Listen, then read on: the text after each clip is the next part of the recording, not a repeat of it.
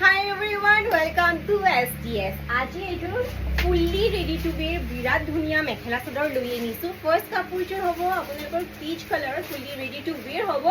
আৰু এইটো কাপোৰটো ইমান ধুনিয়া পিচ কালাৰ ৰাণী পিংক আৰু ৰয়েল ব্লু কালাৰ দি ইমান ধুনিয়াকৈ কাম কৰা আছে লগতে হোৱাইট কালাৰ দিও কাম কৰা আছে সিলভাৰ গুণাৰে কাম কৰা আছে তলৰ ভাগখিনি আৰু ইয়াত সব মোটিভবোৰ ইমান ধুনিয়া এটা ফ্লাৱাৰ দিয়া হৈছে আৰু খুবেই ধুনিয়া সফট মেটেৰিয়েলত হ'ব একদম বহুত কোমল পুৰা বডি হাগিং হয় কাপোৰটো সব কিমান গৰ্জিয়াছ লাগিছে আৰু ইয়াত মেখেলাখন একদম ইউনিক হয় মেখেলাও আমি ইয়াতে ৰেডি টু वेयर কৰি দিছো সব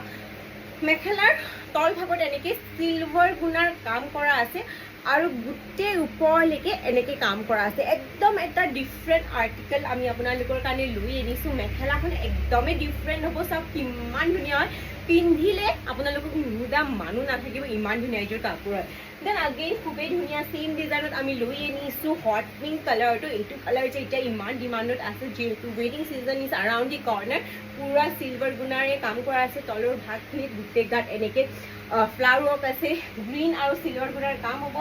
সেম মেখেলাখন একদম ডিফাৰেণ্ট হ'ব গোটেই গাত সেম কালাৰ দি এনেকৈ ৱৰ্ক কৰা আছে ওপৰলৈকে আৰু এয়া তলৰ ভাগখিনি আৰু ব্লাউজ পিচটো আমি দি দিছোঁ চিম্পলত চাওক কিমান মৰম লাগিছে চ' আপোনালোকে গাইজ কিহৰ কাৰণে ৱেইট কৰি আছে সোনকালে